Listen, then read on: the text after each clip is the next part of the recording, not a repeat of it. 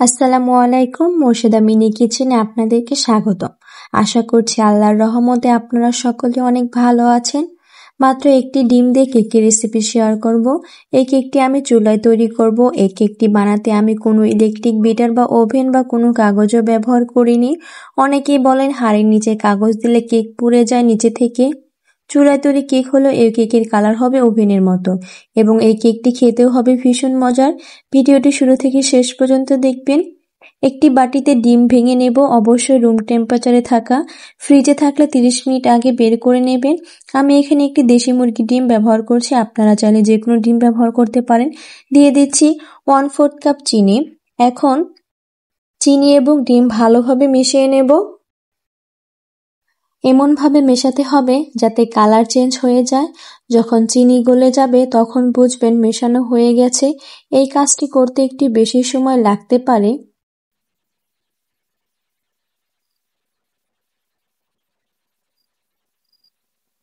মেশানো হয়ে গেছে।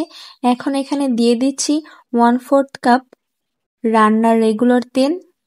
এখন ভালোভাবে মিশিয়ে নেব।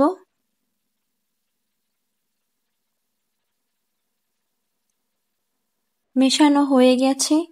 এখন এখানে দিয়ে দেব 1 কাপ ময়দা এবং হাফ চা চামচ বেকিং পাউডার।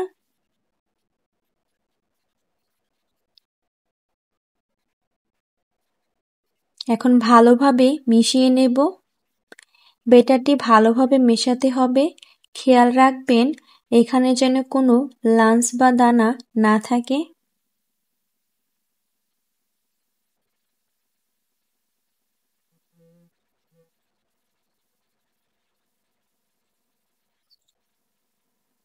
মেশানো হয়ে গেছে।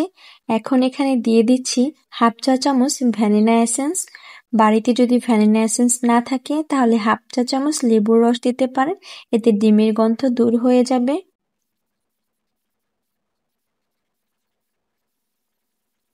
মেশানো হয়ে গেছে। এখন এখানে দিয়ে দিচ্ছি 2 টেবিল চামচ দুধ। আপনারা চাইলে এখানে গুঁড়া দুধও ইউজ করতে পারেন। আমার বাড়িতে যেহেতু গুঁড়া দুধ ছিল না, এর জন্য আমি এমনি লিকুইড দুধ ইউজ করেছি। এখন ভালোভাবে মিশিয়ে নিচ্ছি। মেশানো হয়ে গেছে। আমি এখানে একটি মোল্ড নিয়েছি। এখন ভালোভাবে তেল ব্রাশ করে নেব। মোল্ডটাকে ঘুরিয়ে ঘুরিয়ে চারপাশে তেল ছড়িয়ে নেব।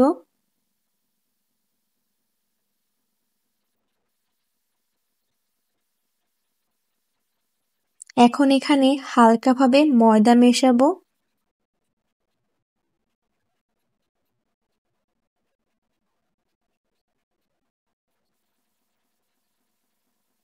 এখানে আমি কোনো কাগজ ইউজ করব না। ময়দা দিলে কেকের কালারটা অনেক সুন্দর হয় এবং কেকটিও পুড়ে যাবে না নিচ থেকে। মেশানো হয়ে গেলে বাড়তি ময়দা ফেলে দেব।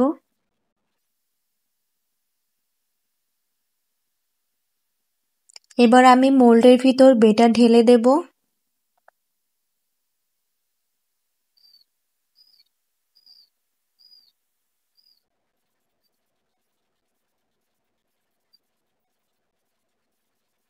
এখন মোল্ডটিকে 2 বার ট্যাপ করে নেব যাতে বাবল থাকলে তা বের হয়ে যায়।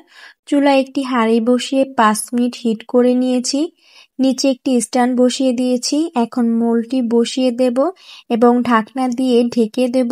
এখন চুলার আঁচ মিডিয়ামে রেখে, মিডিয়ামের থেকে একটু কম রেখে 45 মিনিট ব্রেক করে নেব।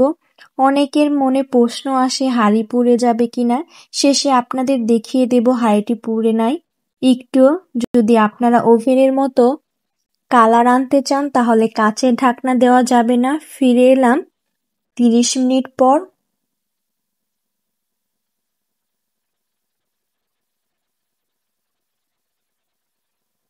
মাশাআল্লাহ, দেখতে অনেক সুন্দর হয়েছে। আমার এখানে কেকটি ব্রেক হতে 30 মিনিট সময় লেগেছে। আপনাদের কম বা বেশি সময় লাগতে পারে। আমি একটা কাঠি দিয়ে চেক করব। কাঠিটি একদম ফ্রেশ এসেছে, এর মানে আমার কেকটি সম্পূর্ণ হয়ে গেছে। এখন চুলা থেকে নামিয়ে নেব। দেখতেই পাচ্ছেন কতটা সুন্দর কালার এসেছে। যদি কাঁচের ঢাকনা এখানে ইউজ করা হতো তাহলে কিন্তু এত সুন্দর কালার আসতো না।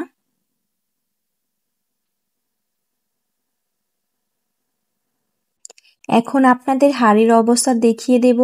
দেখুন হাঁড়িটা কিন্তু একদম পুড়ে যায়নি। অনেকে প্রশ্ন করে হাঁড়ি পুড়ে যায় কিনা, দেখুন একটুও পুড়েনি। আশা করছি আমার আজকের রেসিপিটি আপনাদের কাছে ভালো লাগবে। আমার রেসিপিটি যদি আপনাদের কাছে ভালো লেগে থাকে তাহলে বাড়িতে একবার হলেও ট্রাই করে দেখবেন। ছোট থেকে বড় সকলে অনেক বেশি পছন্দ করবে। কেকটি দেখতে যতটা সুন্দর হয়েছে খেতে কিন্তু তার থেকেও বেশি মজার। ছোট বাচ্চারা খুব বেশি পছন্দ করে এই কেকটি।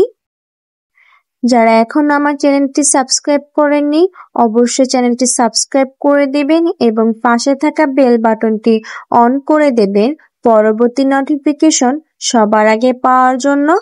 তাহলে আজকে এই পর্যন্তই। সবাই ভালো থাকবেন, সুস্থ থাকবেন। আল্লাহ হাফেজ।